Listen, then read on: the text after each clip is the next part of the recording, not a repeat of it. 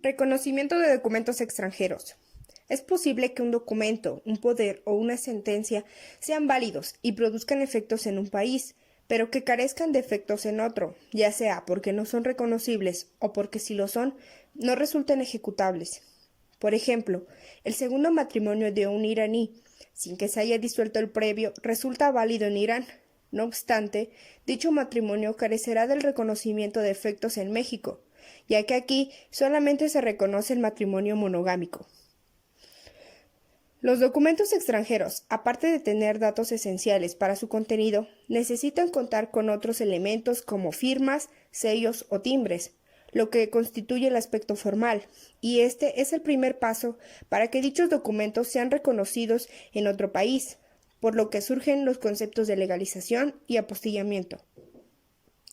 La legalización es el acto mediante el cual se reconoce la firma y la calidad de quien firmó el documento, y esta legalización no es necesaria cuando los documentos se transmiten por la vía diplomática u oficial, o dependiendo del derecho convencional. Conforme al derecho mexicano, por lo menos se certifican los documentos en 4 momentos y en 4 personas diferentes, por lo que es un procedimiento complejo. A manera de aligerar surge el apostillamiento, que consiste en que una sola persona certifique el documento. Para México solo existe en el derecho convencional.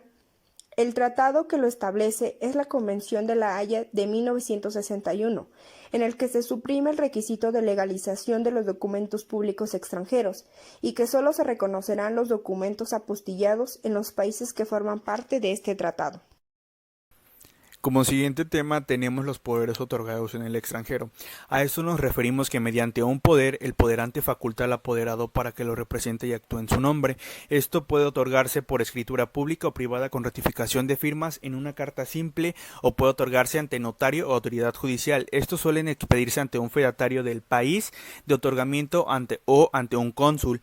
Después continuamos con el derecho interno que hace referencia a la forma en la que se va a aplicar este documento. Es la forma del acto que se rige por el derecho del lugar de su otorgamiento. En este caso nos referimos a que si en México se llevará a cabo un poder de esto veniendo del extranjero, se regirá o su ejecución se hará con apego a las leyes mexicanas cuando dicha aplicación tenga efectos en México. Como siguiente apartado tenemos el derecho convencional internacional, en donde abarca tres apartados. El primero de ellos es el Protocolo de Washington y el último es la Convención Interamericana. Estos se hicieron con la finalidad de establecer un sistema moderno y ágil para el otorgamiento de poderes con la finalidad de ser utilizados en el extranjero. Se establece que al otorgamiento de poderes que pretenden ser utilizados en el extranjero se sujetarán a las leyes del estado donde se otorguen y el otorgante queda en libertad para ajustarse a la ley del país donde el poder se ejercerá. Los requisitos de publicidad del poder se regulan conforme a las leyes del estado en donde aquel se ejerce. A esto nos referimos al apostillamiento y a la legalización de documentos. El primero de ellos sería la apostilla, que solo verifica la autenticidad de la firma del funcionario que certificó el documento, y por último la legalización por parte de la autoridad facultada involucra 3 aspectos. El primero de ellos sería la autenticidad de la firma, la calidad en que el signatario del documento haya actuado y por último, y en su caso, la identidad del sello o timbre que el documento ostente. Continuamos con el tema laudos y sentencias extranjeras. La sentencia es una resolución proveniente de un órgano jurisdiccional que resuelve el fondo controvertido. Cuando nos referimos a una sentencia extranjera, esta, para ser válida, debe derivar del orden jurídico que la apoya, que en el caso será extranjero. De este modo, cuando se reconoce una sentencia extranjera, se reconocen los efectos extraterritoriales de este sistema jurídico extranjero, llegando a la conclusión de que en México estaremos reconociendo los efectos jurídicos de ese ordenamiento siempre y cuando se adecúen a los requisitos previstos por la norma mexicana. Continuando, la regulación en la que se apoya en el reconocimiento y la ejecución de una sentencia extranjera se encuentra en el derecho convencional internacional y, a falta del mismo, el derecho interno. Respecto al derecho convencional, México es Estado parte de 4 convenios, como ejemplo de ello, Convención de las Naciones Unidas sobre el reconocimiento y ejecución de sentencias arbitrales extranjeras, del 22 de junio de 1971. En el derecho interno, es prácticamente regulado por todos los códigos de procedimientos civiles de las entidades federativas.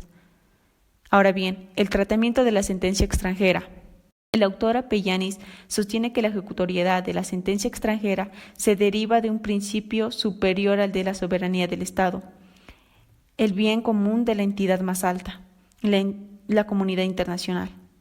El estudio de la sentencia extranjera plantea la competencia directa es si quien resolvió es competente, la competencia indirecta es si quien ejecutó es competente. Continuamos con los órganos competentes en México. En primer lugar, la Suprema Corte de Justicia indica que los congresos locales tienen las facultades para regular el reconocimiento y la ejecución de sentencias extranjeras. Reconocimiento y ejecución. Esta resolución puede ser de dos tipos: rechazar el reconocimiento de la sentencia extranjera o reconocer la sentencia. Si se reconoce la sentencia, a la resolución que se reconoce se le denomina resolución homologatoria. Si se rechaza, simplemente no hubo homologación, que quiere decir que se declaró improcedente el reconocimiento. En cualquiera de estos casos se siguió el exequatur, o sea, un procedimiento. Procedimiento de exequatur es durante el cual se practican diversas diligencias y se revisa la sentencia a la luz de los requisitos específicos, con el objeto de que la sentencia pueda ser reconocida y, en su caso, ejecutada. En México, exige que la sentencia extranjera tiene que introducirse por medio de exhorto. El juez debe constatar la existencia de los requisitos necesarios para que proceda a reconocer la sentencia y luego ordene la ejecución. Estos requisitos se clasifican en requisitos de naturaleza procesal y requisitos de carácter sustantivo. Los requisitos de naturaleza procesal se dividen en positivos y negativos. Entre los positivos consideramos como ejemplo de ello que durante el proceso que dio lugar al laudo o sentencia se haya notificado personalmente a la persona que se le demandó. En cuanto a los requisitos negativos, como ejemplo de ello es que no exista un juicio pendiente o resuelto en México que corresponda al mismo objeto procesal resuelto en extranjero. Requisitos negativos de acuerdo con los cuales, de existir la sentencia, no podrá ser ejecutada.